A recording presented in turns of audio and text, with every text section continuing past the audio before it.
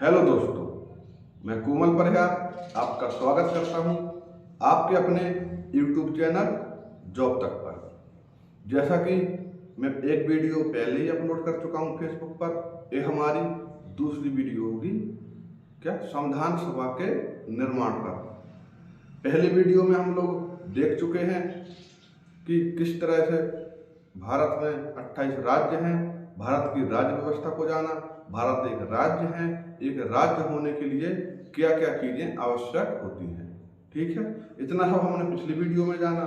आज हम चलेंगे कहाँ पर? संविधान सभा के निर्माण पर।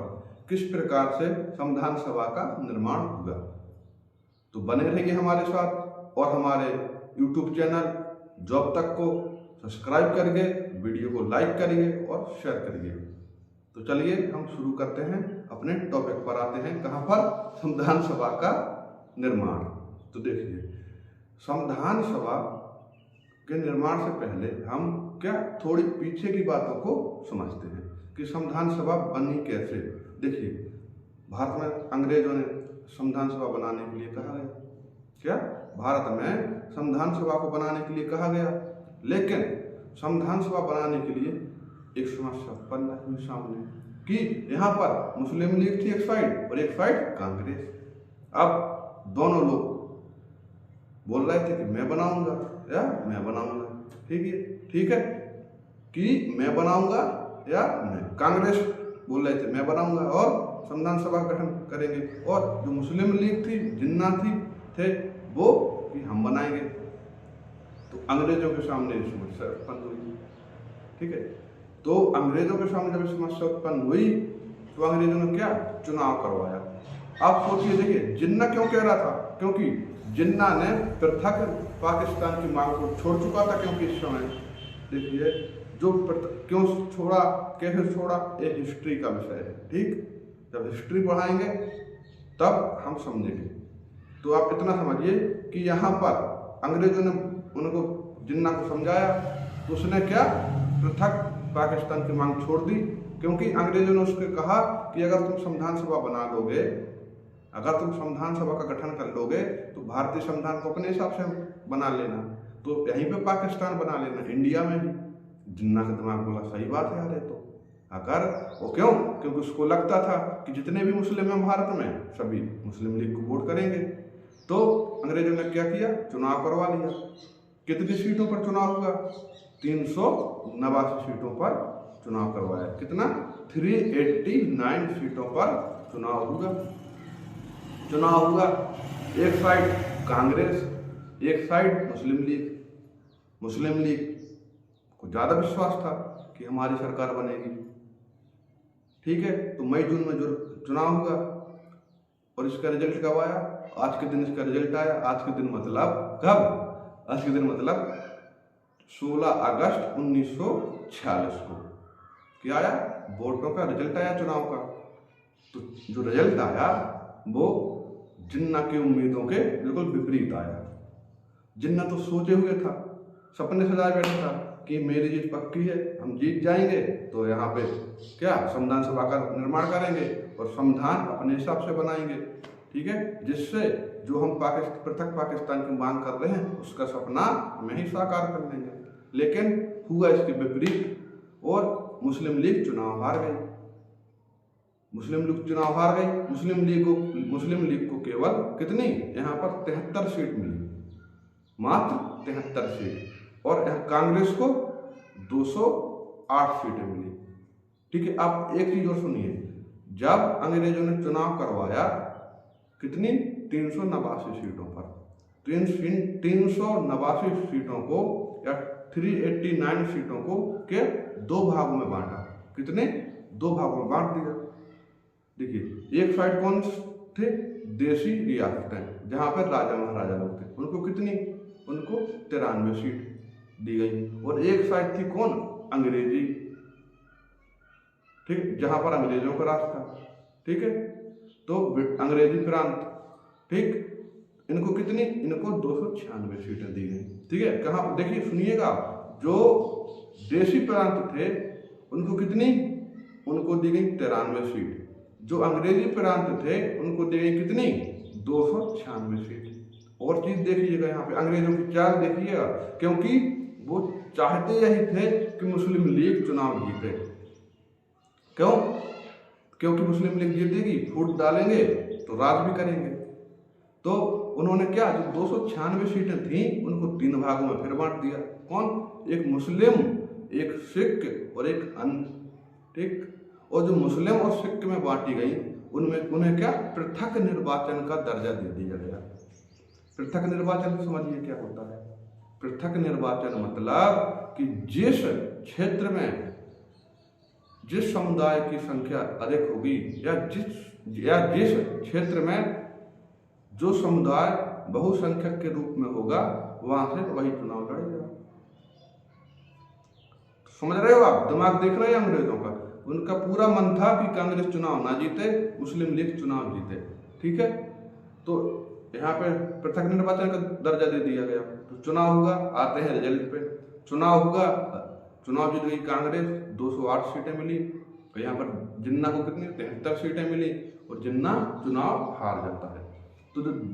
तो जो जिन्ना के दिल के अरमा थे वो आंसुओं में बह गए, और आंसू में बह गए अरमा उनके। तो समझिए आप क्या होगा, जानते हो? जिन्ना हार गया तो क्या, खिरजानी बिल्ली खंबा नोचे। जैसे ही रिजल्ट आया 16 अगस्त 1946 को, कितना, 16 अगस्त 1946, ठीक, 1946 को रिजल्ट आया। 1946 को रिजल्ट आया तो जिन्ना हार गया। तो जिन्ना जैसे ही हारा तो उसने तुरंत ही 16 अगस्त 1946 को क्या, प्रत्यक्ष कार्यवाही दिवस घोषित कर दिया। और 16 अगस्त से लेके 14 अगस्त 1947, कब तक, लगभग 1 साल, 16 अगस्त से लेके 14 अगस्त 1947, 1 साल, जब तक कि पाकिस्तान आज़ाद नहीं हो गया, पाकिस्तान का निर्माण नहीं हो गया। आज़ाद तो नहीं कहेंगे, थोड़ी ना हम लोग पाकिस्तान को गुलाम किए थे। ठीक है, हमारा हिस्सा है पाकिस्तान। तो जब तक पाकिस्तान अलग नहीं हो गया, सेपरेट पाकिस्तान नहीं हो गया, जब तक देश में एक साथ इतने दंगे हुए, इतने लोग मारे गए, इतने लोग काटे पीटे गए कि इसका जो आंकड़ा है लगभग कितना, 1 करोड़ के ऊपर भी है। कितना? 1 करोड़ लोग। ठीक है ना। आजकल राज्य में देख रहे हो, गोवा जैसे राज्यों में कितनी जनसंख्या होगी, 26 लाख, हम कहते 30 लाख मान लो लगभग। ठीक, गोवा जैसे कई राज्य समेट जाए, इतने लोग मारे गए। और सरकारी आंकड़े हैं जो NCERT कहती है कि उन दंगों में 80 लाख के आसपास लोग मारे गए। लेकिन आप लोग जानते हैं किताबी आंकड़े और वास्तविकता में कितना डिफरेंट होता है, कितना अंतर होता है। ठीक, कितने, लगभग 1 करोड़ के आसपास। और उसी समय एक अंग्रेजी राइटर, लेखक थे, कौन, फेडरल मून। कौन? फेडरल मून की एक किताब है डिवाइस एंड क्विट। ठीक, उसके अनुसार, कौन सी किताब, डिवाइस एंड क्विट, उसके अनुसार जो ये दंगे हुए इनमें कितना, 1,80,000। क्योंकि अंग्रेज हैं, वो अपनी छवि खराब थोड़ी ना करेंगे, तो उन्होंने कितने, 1,80,000 लोग मारे गए उस किताब के अनुसार। और लगभग 1.5 करोड़, मतलब 1.5 करोड़ लोग क्या, इन दंगों से प्रभावित हुए। आप समझ रहे हो? आपने सुना होगा कि जब हम आजाद हुए उस टाइम यहाँ से ट्रेन में कट के जा रहे लोग, वहां से कट के आ रहे लोग, ये बिल्कुल बातें सत्य हैं। क्या सत्य है? तो समझ रहे हो, ये हमारे संविधान का निर्माण हुआ है, ऐसे ही नहीं हुआ है। जाने कितने लोगों ने अपने प्राण गंवा दिए। और हम क्या कर रहे हैं, अपने अधिकारों को, वोट डालने के अधिकारों को, स्वतंत्रता के अधिकारों को, बोलने के अधिकारों को, सवाल पूछने के अधिकारों को, क्या सरकार को भेंट चढ़ाते जा रहे हैं। समझ रहे हो? चलिए देखिए, हम वापस आते हैं टॉपिक पे। दंगे हुए, देखिए इस समय कौन, जब भारत में दंगे हो रहे थे, ठीक है, कब, 1946 से 47 के बीच। उस समय इंग्लैंड में का PM कौन थे, UK के PA, इंग्लैंड के इंग्लैंड के PM, ठीक है, कौन थे, इटली के। कौन? इटली। तो इटली ने कब, 20 फरवरी 1947 को एक घोषणा की। कब? 20 फरवरी 1947, 20 फरवरी 1947 में घोषणा की कि हम भारत को 30 जून 1948 को आज़ाद कर देंगे। कब? 30 जून 1948 को भारत की आज़ादी की डेट रखी गई। लेकिन यहाँ पर तो दंगे हो रहे थे। तो इस समय भारत में कौन थे? Lord Mountbatten. लॉर्ड माउंटबेटन थे। वो इटली से के पास पहुंचे। उन्होंने कहा, सरकार आप क्या कर रहे हो? 1 साल बाद करोगे, जब तक ये लोग आपस में कट पिट के मर जाएंगे, आप किसे आज़ादी दोगे? और मैं भी यहाँ इंडिया में हूँ, मेरा तो ख्याल कर लो अगर इंडिया वालों का नहीं करना है। तो उन दंगों को देखते हुए इटली ने आज़ादी की डेट 30 जून 1948 से घटाकर कब 15 अगस्त 1947 कर दी। समझ रहे हो कितने खतरनाक दंगे ना हुए होंगे। तो चलिए हम अपने टॉपिक पर वापस आते हैं। क्या चुनाव कांग्रेस जीत जाती है? ठीक है। तो जिस प्रकार तय हुआ था कि जो कोई चुनाव जीतेगा वो संविधान सभा का निर्माण करेगा, तो कांग्रेस चुनाव जीत जाती है। तो कांग्रेस क्या संविधान सभा नवंबर 1946 में क्या संविधान सभा का गठन करती है। ठीक। और इसके बाद इसके 2 दिन बाद ही संविधान सभा की प्रथम बैठक होती है। ठीक है। संविधान सभा की प्रथम बैठक होती है जिसके अस्थायी अध्यक्ष कौन थे? सच्चिदानंद सिन्हा। सच्चिदानंद सिन्हा को संविधान सभा की पहली बैठक का अस्थायी अध्यक्ष बनाया गया। क्यों बनाया गया? क्योंकि संविधान सभा के जो सदस्य थे उनमें सबसे बुजुर्ग सच्चिदानंद सिन्हा साहब थे, तो इसलिए उनको संविधान सभा की पहली बैठक का क्या अस्थायी अध्यक्ष बनाया गया। और इसके 2 दिन बाद देखो, सब खेल 2 दिन का है। पहली बैठक कब?